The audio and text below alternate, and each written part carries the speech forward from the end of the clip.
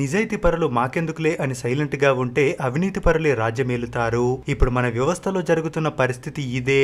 కష్టపడి చదివి ప్రజలకు సేవ చేయాలని ప్రభుత్వ ఉద్యోగం చేస్తున్న కొందరు అక్షరం ముక్క కూడా రాని రాజకీయ నాయకుల చేతుల్లో కీలుబొమ్మల్లా మారుతున్నారు. వాళ్ళు చెప్పినట్టు చేస్తేనే ప్రమోషన్లు, అవార్డులు, రివార్డులు, వినకపోతే ట్రాన్స్ఫర్లు, బెదిరింపులు. కానీ ఎన్ని బెదిరింపులు వచ్చినా విరవకుండా అధికార పార్టీ మంత్రికే చుక్కలు చూపించింది ఓ డేరింగ్ లేడీ ఆఫీసర్. ఆమె దెబ్బకి సీఎం కూడా వణికిపోయాడంటేనే అర్థం చేసుకోవచ్చు డ్యూటీలో ఆమె ఎంత నిక్కచ్చిగా ఉంటుందో.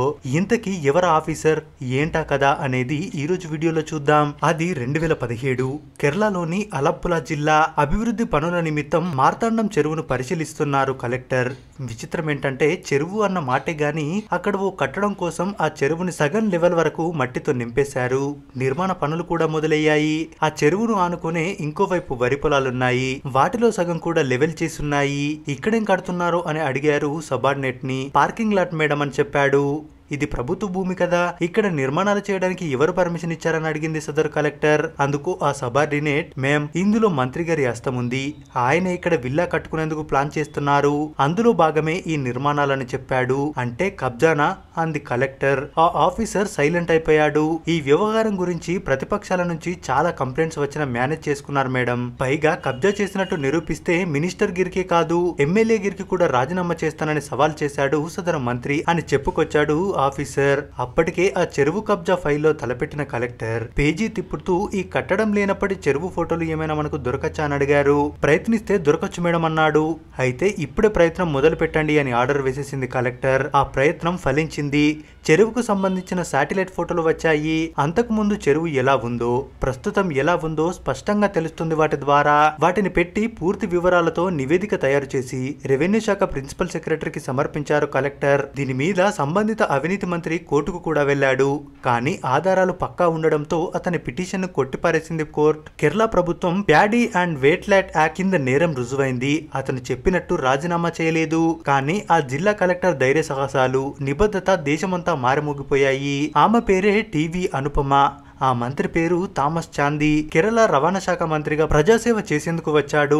అనుపమ ఈ యాక్షన్ తో కేరళ కేబినెట్ వణిగిపోయింది. ఆమెను అలప్పుల జిల్లా కలెక్టర్ గా ఏరికోరి నియమించింది స్వయానా ముఖ్యమంత్రి పినరై విజయన్నే. అయినా నియమ నిబంధనలను అతిక్రమిస్తే మంత్రిని కూడా ఉపేక్షించేది లేదని తెగేసి చెప్పేయడంతో సీఎం కూడా ఏం చేయలేక చేతులెత్తేశాడు. దాంతో అవినీతి బండారంతో అడ్డంగా దొరికిపోవడంతో చెప్పినట్టే మంత్రి పదవికి రాజీనామా చేసేశాడు సదరు మంత్రి. ఇలా తాను ఏ పోస్ట్ లో ఉన్నా అవినీతి, అన్యాయాన్ని ఎదురిస్తూ ఆఫీసర్ అంటే ఇలా ఉండాలి అని నేటి తరానికి గుర్తు చేస్తున్నారావిడ.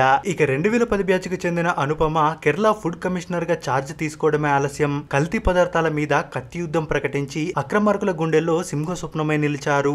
ఆఫీసర్ అన్న తర్వాత రాజకీయ ఒత్తిళ్లు, దందారాయుల బెదిరింపులు కామన్. కానీ అనుపమ వాటిని లెక్క చేయలేదు. కేరళలో దశాబ్దాలుగా కల్తీ వ్యాపారం శరామామూలైపోయింది. ముఖ్యంగా తినే ఫుడ్ లో పురుగుల అవశేషాలు ఎక్కువయ్యాయి. అడిగేవాడే లేడు. ఏడాదిన్నర క్రితం దాకా వ్యాపారం 3 పువ్వులు 6 కాయలుగా సాగింది.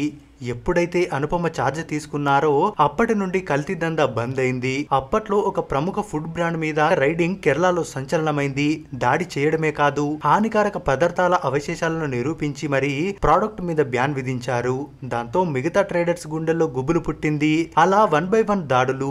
ఎక్కడ రాజీ పడలేదు, ఎవరికి బెదరలేదు. కూరగాయల దగ్గర నుంచి అన్ని రకాల ఆహార పదార్థాల మీద క్లీన్ అబ్జర్వేషన్. ఈ దాడుల్లో చాలా చోట్ల పళ్ళు, కూరగాయలు పట్టుబడ్డాయి. విపరీతమైన పెస్టిసైడ్స్ వాడడం మూలంగా వాటిలో 300% హానికర రకాలున్నట్లు తేలింది. సుమారు 6000 శాంపిల్స్ సేకరించి కోర్టుకు సమర్పించింది. వివిధ ట్రేడర్లపై 750కి పైగా కేసులు నమోదు చేసింది. ఈ దాడుల్లో రోజుకో దుర్మార్గం బయటపడేది. పురుగుల మందుల అవశేషాలు విపరీతంగా కళ్ళ ముందు కనిపిస్తున్నాయి. కానీ దానికి సొల్యూషన్ రెడీగా లేదు. ఏం చేయాలి, దీనికో పరిష్కారం కావాలి. అనుపమ ఆలోచనలు వేగంగా పరుగులు పెట్టాయి.